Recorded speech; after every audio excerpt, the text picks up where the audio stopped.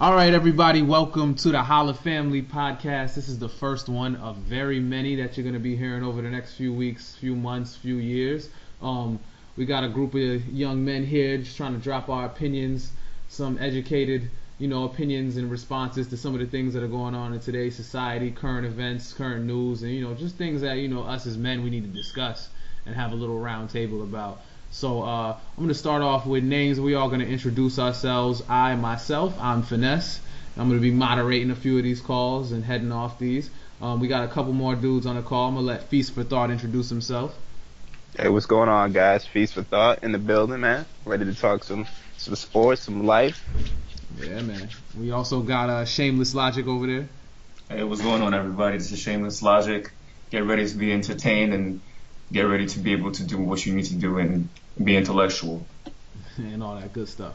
All right, cool, man. So, this is the way we're going to kick things off. I know it's the first show. A lot of people probably wondering what you're about to hear. I think what we're going to do is just spend a little time discussing, one of the biggest stories to hit the news in the last couple of weeks, especially in the black community, Adrian Peterson.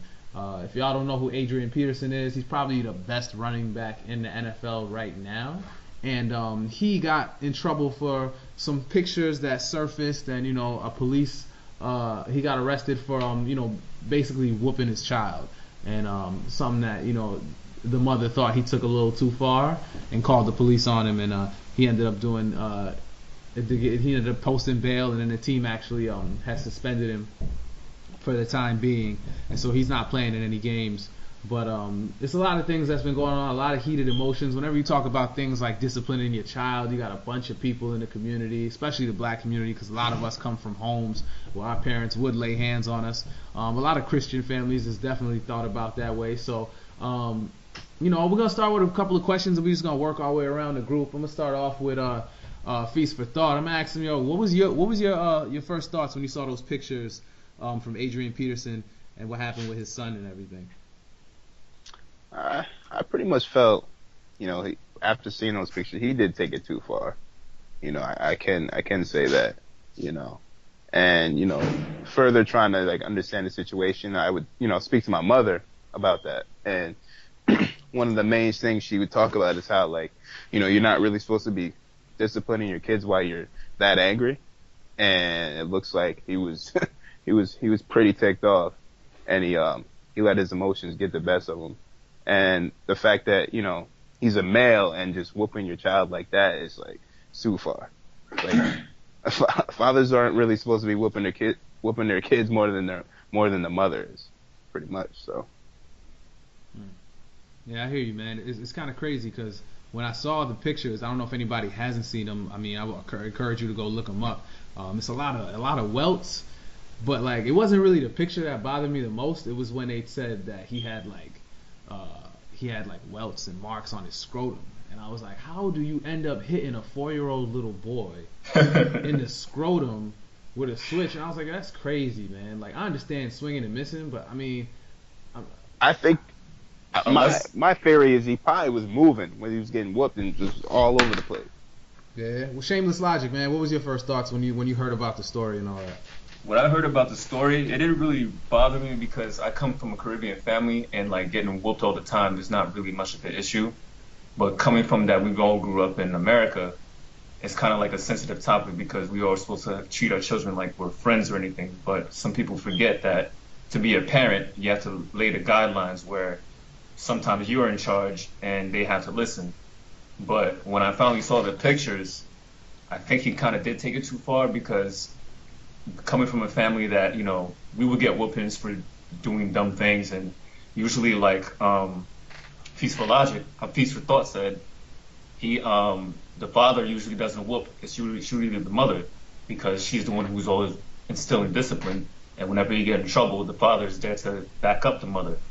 And usually the father's too aggressive, so that's why they're usually more passive because they know for sure that they'll be too angry and they'll probably hurt the children more. So I think this is what happened here. And, he's a football player, so he doesn't really know his strength when it comes to regular civilians. And he probably took it a little bit too far, and that's why he's in trouble. Nah, I hear you, man. Everybody was saying the same thing, how big is this guy? Like if I can go on the internet and find out how many times you can bench press 225 pounds in the NFL Combine, I don't think your little dude should be swinging a tree branch on a little kid. You know, I just think that's a little crazy. Yeah. And another interesting too is like he's infamous for his handshakes. Like there's like crazy. Like you shake his hand, it's you break your fingers. Like I'm not gonna say his name, but there was somebody we all went to school with who was like that. Who used to try to break your hand anytime he gave you a dap. And you know, it's funny because people like that, you could even see it on that dude's face. And when he used to do it to us, it was like, yo, like he knew what he was doing, because everybody would complain like right to your face about it, like, yo, what's wrong with you? And they just be like, what? Like, yeah, you can play dumb, but you know. Yeah, but at a certain point, I think he took it as like, I think he started doing it for fun, where he just wanted to see people's reactions when he gave him that. Yeah, I hear you, that too, but Adrian Peterson, same thing. A friend of mine actually posted a picture with him and AP after this whole fiasco surfaced, and he was like shaking his hand, and he was like, yo, when I was taking that picture, he was like, yo, I was trying so hard to keep a straight face because he was squeezing the hell out of my hand. I was like, really? I'm like, you too? Like, yo, people talk about that on the news and stuff about him and his crazy handshakes. But I don't know, yo. Anybody who's done that, and then I actually for those of you that didn't hear the second part to the story, there was a text conversation with his another one of his baby mothers. Adrian Peterson got like 40 kids, but she actually had an issue with him last year in June when there was an issue with the kid coming home and he was bleeding from the top of his head from getting a whooping in the car seat. And then Adrian Peterson and her went back and forth, and then it was like, yo, he actually got in trouble with the police for that, but no charges were really brought up at that point. So it turns out this dude has a history of all this, and you know, nobody's really said anything about it. So in a sense, I kind of applaud the Vikings and the NFL for doing what they're doing and saying that, hey man, you can't play because, you know, hey, if he's not gonna, you know, follow the rules and, you know, be like a decent member of society, I mean, he's making everybody look bad. Yeah, I definitely did hear about that, and it does really seem like he has some kind of like history where he doesn't know how to control his strength or his anger, especially towards children. Like, that's not a good look for anybody who's a professional player. Yeah, he doesn't have it seems like he doesn't have patience with his kids. Not at all. I mean, his other kid died last year from the mom's boyfriend beating on him. You would think, you know, after something like that, it would change you, you know? Well, you never know if it scarred him. Maybe now he's trying to take the responsibility into now he wants to discipline his kids instead of somebody else touching his children and then dying. Maybe it's like that. That's what I did hear though, like truthfully, like he really didn't know that son he had. That one that died last year, he didn't really know the kid. Yeah, it was a chick who just got pregnant on the fly. Right, because just like Ness saying, he's got so many different kids from different mothers. So yeah, who's Ness? Oh wow. Yeah, that's what I want to know. Yeah. Who is this? And I got a curious question though. Like, would these women be going to the police if he was in a committed relationship with them? I'm not exactly sure that would happen. I think sometimes you guys see both sides of the coin, where she could probably make this like a big deal in order to get some kind of like advantage out of it. But at the same time, it is good that he got in trouble for this because you can't be beating your children. Right, exactly, definitely. Yeah, I guess. Yeah, it's a sticky situation because you like on one hand you can be like, well, she's probably gonna get paid a lot of money from like a civil suit or whatever the heck that could happen. But at the same time, it's like, you know, it's still a little kid who's the real victim. And, exactly. Yeah. Absolutely. All right. So one thing though, like, how do y'all feel in general about just like beating your kids in general, or whooping? Let me not say beating your kids because that sounds like harsh. But yeah, about like, you know, just corporal punishment in general. Like, is there a place for it? How do you feel about it? You know what I mean? Like when we were younger, you know, my opinion was a little bit different, but I'm not gonna say I'm against it. But I will say that corporal punishment to me, it has a place, but like everything else in life, it's a tool.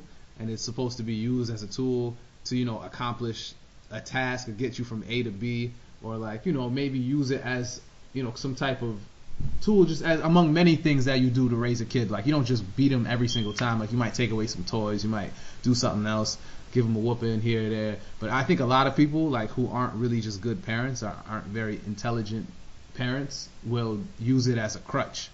and go to it way too often, way too much. And there's the kids that got whooped that we grew up with way too much, to the point where it was just like it didn't even faze them anymore. And I'm like, yo, how are you 6 years old?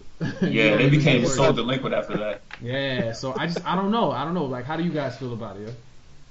Honestly, on my point, I think disciplining your children is a necessary thing, but I like my view upon it. My perspective is kind of like laying down law, where you have law enforcement, where you back up the law, you enforce it to the point where it's necessary. But if you start abusing it, that's when it becomes like a crime. That's when it's not fair. It's not right.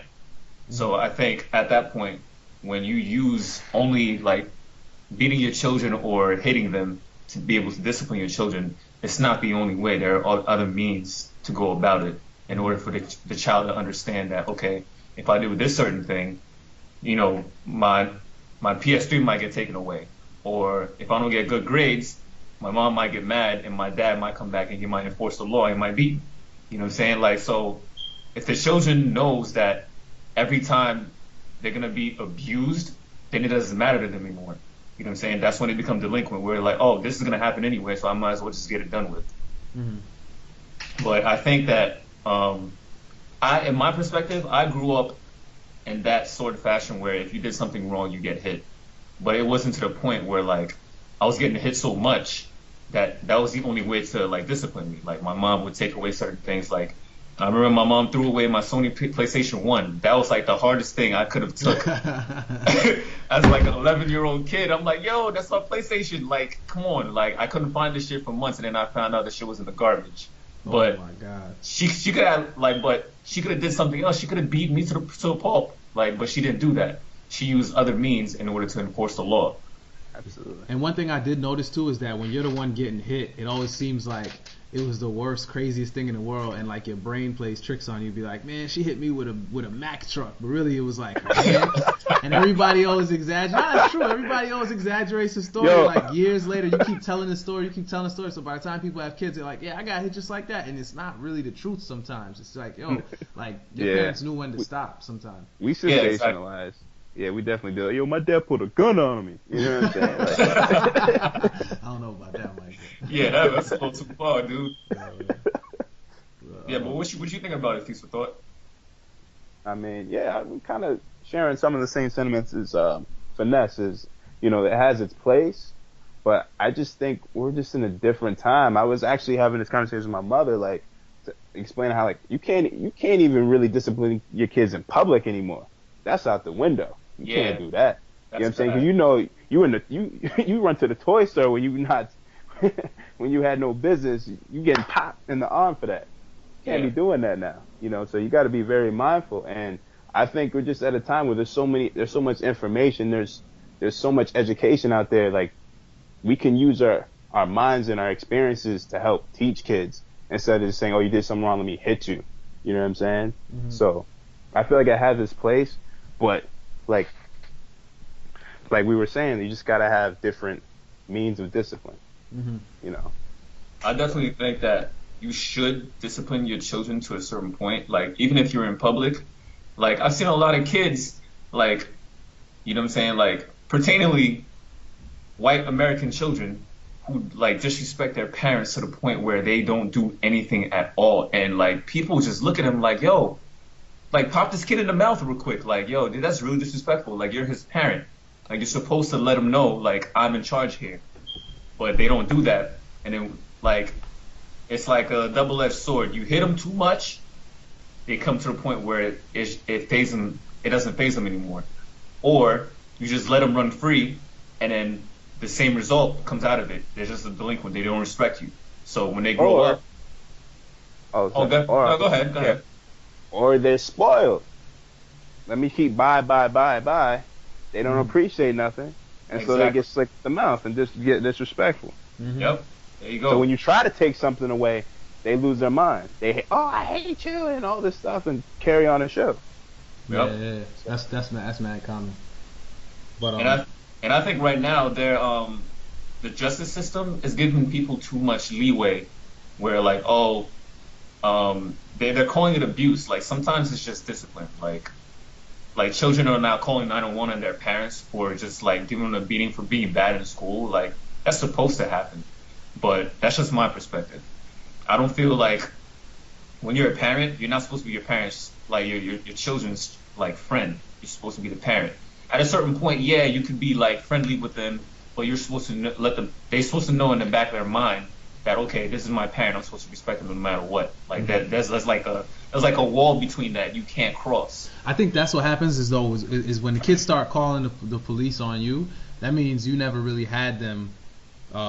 You never really had that respect that you should have had with them. I feel like if you have that respect, then that's not going to happen to you. You know what I'm saying? Exactly.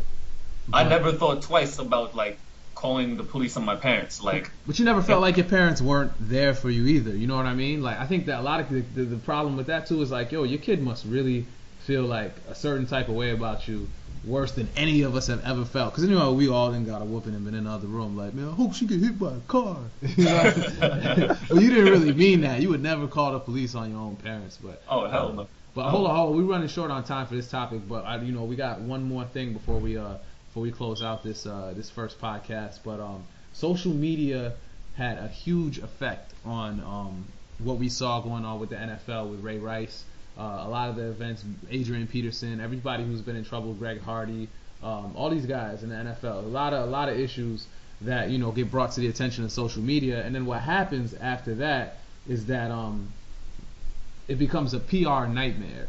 The NFL not only has to react about the incident that happened, but they actually have to go on and make sure that they cover their own selves so they don't get in any issues about that, and make themselves look bad as far as an entity or a company or organization or whatever. So like, I'm just gonna speak my mind on this because I work in advertising, so something that I see every day is just like, managing, the brand's image, managing messaging. Yeah, so I understand why, the NFL has to get on top of certain issues that get huge in social media because people underestimate the effect that like Twitter and Facebook and all these Instagrams and all these things have. Like if people are complaining about something big enough and it's on TV every 10 minutes, like you have to do something about it. Like you can't stick to your guns no matter what you thought worked out before because Feast for Thought brought up a good point the other day when he said with the whole Ray Rice incident, his wife begged the NFL to take it easy on him, and when they felt like they were doing the right thing by him and his wife, the tape comes out and it's like, wow, how did you only give him 2 games? It became not just an issue of Ray Rice and his wife, it became an issue of domestic violence and the image of it in the country and what's going on. So yep. I don't know how I feel about everybody having an opinion on it, but I will say I definitely understand the NFL having to take action because that's the worst thing you want to do is for everybody to hate you. But Feast for Thought, you got any thoughts on this? Yeah, I mean, I just feel like in today's world, like, man, everyone's just so scared of the social media outward. Everyone's so scared. Look at Stephen A. Smith now, ever since he got suspended. Oh my God. Yo, this dude is on TV and he is on probation. He got a probation T-shirt on every time he's on TV. It's like he's on timeout. Like I don't get it no more. Like he was so like outspoken before, and now like he's like literally 40% of what he used to be. Exactly, and everyone notices that.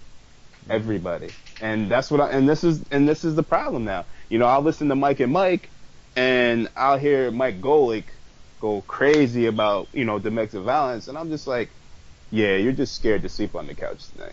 That's what it just sounds like to me. It's just a bunch of guys on TV trying to grandstand and look cool in front of girls and stuff, and women that they work with. Nobody has an opinion. Everyone's scared. I mean, and my thing is if ESPN, if you don't want people to have an opinion about these type of topics, they shouldn't talk about these topics anymore. Don't say nothing then, because I don't know. I kind of disagree with you on that one because it is in their field, is sports. So they kind of have to like kind of branch into that because if you're going to talk about like sports players, then you have to talk about what they've done. I understand that, but see what happens is though a lot of times it goes beyond the realm of sports though. you know, because that's what happened to Stephen A. They were talking about, you know, men hitting women because of Ray Rice. They started going into provocation. Like me, all of us could pretty much say like we pretty much got what Stephen A. was trying to say, but he should have left that for another time. Like he shouldn't have said that on ESPN. So you kind of saying like it's a topic that like nobody really wants to talk about, so everybody just kind of defers to the canned, you know, textbook answer when it comes up. Exactly. Right? Yeah. Exactly. I Chris get what Carter you're saying. too, because Chris Carter was saying, I remember he was on like going says, I don't care if she jabs your eye out. I don't care. I'm like, what? Yeah, nah. When it comes to the point of my life is in danger, I'm not gonna check out. I don't care. Yeah, I agree. You guys already know how I feel about that. But what I will say is that when you're gonna talk about something like that, the best way I was telling my friends this even after this happened when Stephen A. got in trouble for that whole provocation thing. I was like, yo, all he had to do was say men shouldn't hit women and women shouldn't hit men. Like, just say nobody should hit anybody. He shouldn't be, you know, when you're saying provocation he kind of left himself open for that. And being a guy, like, we all work in corporate America, and I guarantee you all of us are one of the only handful of black people in our offices. You know what I mean? And let alone we're not on TV. So if I go to work and I start talking about provocation and all this other stuff, man, I don't even talk about Obama at work. Like, you talk about Obama at work and you feel like your job is in jeopardy because somebody storms saying like, oh, he's ruining the country, and I don't even know. I'm scared enough to talk about that. So when he's on TV talking about provocation, I'm like, first off, I know what you're talking about because we all been there. Second off, you are bugging right now. You see who's around you? You see, the thing is, the number one issue is the fact that when he spoke, only, and I mean only men would be able to understand where he's coming from. Like, the other perspective is females, and then it comes, and then, like, you know, you have your little other subcategories like race or like your age or whatever, but it's only the men it's a small that group. would only understand, and females, when it comes to like social media and like outcry and all that, they are the majority. So they're gonna win no matter what. The justice system is behind them. Whatever they do, they win. So he pretty much set himself up for that one, just like you said. Mm-hmm. Nah, you're right about that, man. You're right. But all right, man. I think we're coming to a close, yo. I think this went pretty well. First podcast. We're gonna introduce a couple of things. We're probably gonna have some additional callers pop in for some segments in the upcoming weeks. You know what I mean? A bunch of new topics, a bunch of fun stuff. So y'all stay tuned, man, and check out, show support. You know, leave some comments, and we'll get back at y'all with anything that y'all want to hear us discuss on the next upcoming weeks. All right? All right. All right. All right. Signing out. All right. All right.